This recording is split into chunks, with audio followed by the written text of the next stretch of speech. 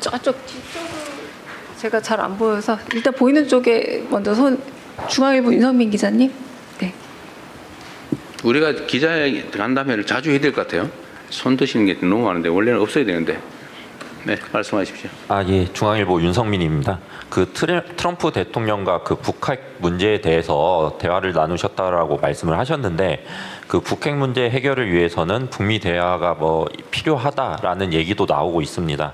그 트럼프 대통령이 그 G7 만남 과정에서 그 북미 대화의 의지를 보이거나 아니면 좀 구체적인 계획을 말한 게 있는지 궁금하고요.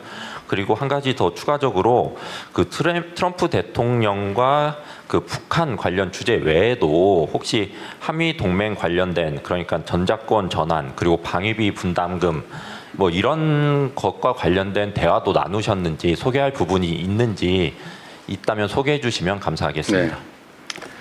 일단 방위비 분담 얘기는 전혀 나오지 않았고요.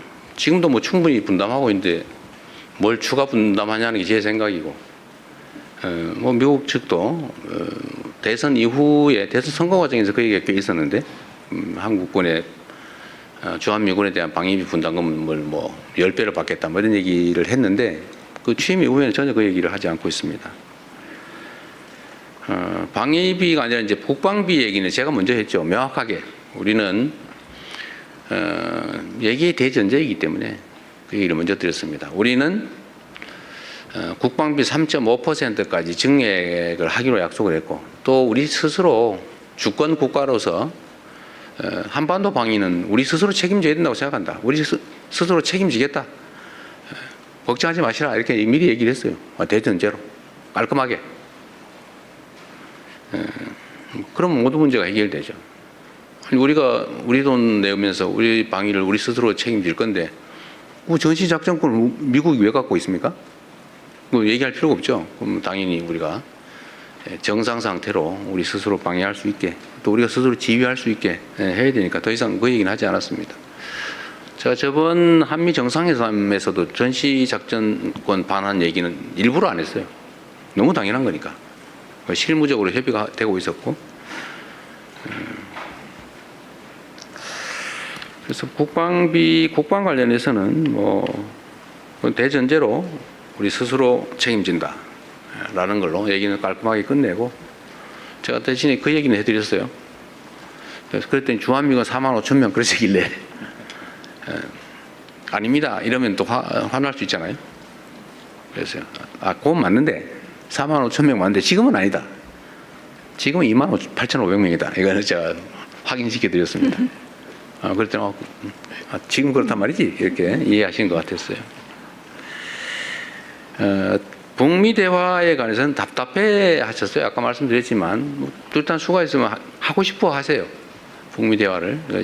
이제는 김정은과의 대화를 해야 되겠다는 생각을 가지고 계셨습니다.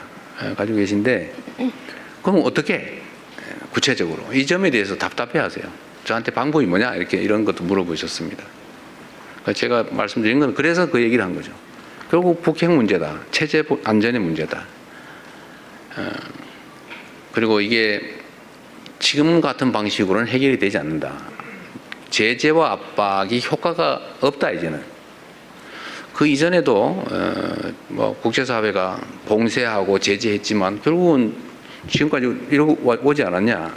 전략적 인내라고 하는 것도 하나의 전략이었겠지만 제가 보기에는 효과가 없어서 결국은 제재에 따라서 무슨 핵무기를 포기한 것도 아니고 지금 일정 수 이상의, 보통 한 5, 60기 정도라고 표현합니다만, 일정 수 이상의 핵무기를 현실적으로 이미 가지고 있는 것 같다. 다 그렇게 인정하지 않냐. 끊임없이 1년에 10개에서 20개 정도 핵무기를 만들 수 있는 핵물질을 계속 생산해 내고 있다. 다 알고 있지 않냐 우리가. ICBM 기술도 계속 재진입 기술 정도의 마지막 단계까지 거의 다 가고 있다. 그래서 이렇게 되기 전 단계에서 뭔가 현실적인 조치를 했어야 된다는 말씀을 계속 반복해서 하셨고, 그래서 이제는 늦었다. 이제는 현실적으로 물리적으로 막을 수가 없다. 근데 지금은 상황이 더 어려워진 것이 러시아 우크라이나 전쟁 때문에 북러 간의 군사 협력을 하면서 매우 제재의 실효성이 떨어졌다. 그래서 그랬더니 그분이 그러시더군요. 아니 뭐 러시아도 상황이 어려운데 뭐 북한에 그렇게 많은 도움을 줬을까요? 그러길래 북한 경제는 요만하고 러시아 경제는 이렇게 크기 때문에 러시아가 조금만 도와줘도 북한에 크게 도움이 된다. 그래서 지금 현재는 북한이 작년 경제 성장률이 사상 최고였다. 그랬다고 합니다. 작년에 북한의 경제 성장률이 사상 최고였대요. 그래서 뭐 여러분이 쓰신 기사에도 나오던데 무슨 뭐 고급 무슨 소비재 시장을 뭐 열어주겠다 뭐 그런 얘기도 했다고 하는 얘기가 있던데 어쨌든 그렇게 러시아와 저 국경이 완전히 열려서 이제는 국제 제재가 의미가 없다. 그러니까 이제는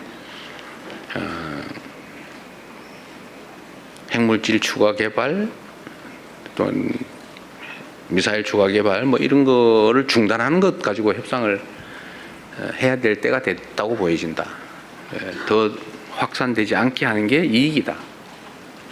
지금 제재가 거의 실효성이 없다라는 말씀을 드렸고 그 점도 많이 공감을 하셨어요. 구체적으로 그럼 어떻게 해야 되냐는 의견도 저한테 물어봤는데 어쨌든 우리로서는 방법이 지금은 모든 게 다 차단됐기 때문에 제한도 할 수 없는 상태다. 미국과 북한이 대화할 수 있는 유일한 상대라고 보여지고 미국이 좀 북한이 공감할 수 있는 현실적인 안을 좀 내면 좋겠다. 그리고 미국의 제야 군사 전문가들의 의견도 좀 참고할 필요가 있겠다 이 말씀을 드렸습니다. 지금 미국의 제야 군사 전문가들이 현실성 있는 협상을 시작해야 된다 이런 지적을 하고 있어요. 현실성 있는 무조건 비핵화 이렇게 외치면서 해봐야 아무런 진적이 없다. 수십 년 동안 안 됐다. 그러니까 뭔가 현실에 기반한 구체적 대안을 놓고 논의해야 된다는 주장이 많이 나오고 있습니다. 그런데 그렇게 그 사실을 좀 설명을 드렸죠. 미국의 제야 군사 전문가들의 현실성 있는 현실에 기반한 대화를 시도해야 된다는 지적을 하고 있으니까 그것도 좀 살펴보시라 이렇게 말씀드렸습니다. 어쨌든 우리 구체적 계획은 이제 만들어야 되는 거죠. 지금 단계로는 완전히 지금 교착 상태라고 할 수 있습니다. 매우 안타까운 일이죠. 이게 이런 교착 상태의 압박을 통해 문제를 해결할 수 있으면 좋은데 문제는 문제 해결이 안 된다는 거예요. 이게 냉엄한 현실이죠. 정치란 현실에 기반해야 된다는 게 제 생각입니다. 이상적이고 가치에 기반한 우아한 멋있는 주장을 하는 것도 중요한데 주장하면 뭐 하겠어요. 상황이 더 나빠지는데. 그럼 무책임한 거죠. 자칫 잘못하면. 우리 정치에도 그런 일이 많은 것 같습니다. 그냥 무책임하게 결과에 책임도 못 지면서 말은 멋있게 하는데 상황을 점점 나쁘게 만드는 거죠. 그건 국제 정치든 국내 정치든 가서는 안 될 길이라고 생각합니다. 네, 대통령이 혹시 저희 셋이 대수 본데 더 이어서 가도 괜찮을까요? 네, 그럼 저쪽에 한 번 더 가겠습니다. 네, 석간신문입니다. 문화일보, 네, 나유석 기자님. 안녕하십니까. 이번에 순방 긴 일정 너무 고생 많으셨습니다. 문화일보 나윤석입니다. 저는 유럽연합 정상회담 의제였던 철광 무관세 커터 관련 사안을 여쭙고 싶습니다.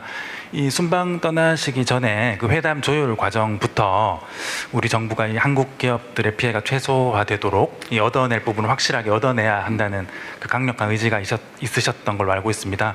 우리 정책실장께서도 이제 경쟁국 대비 좋은 결과를 기대한다 이런 말씀하셨었는데 좀 회담 과정이나 회담에서 잠정적으로 합의하신 내용 관련해서 좀 소개해 줄 수 있는 범위 내에서 말씀해 주시면 감사하겠습니다.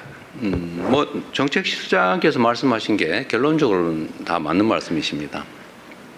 하여튼 제가 EU 측에 제기했던 핵심적인 논거는 이겁니다.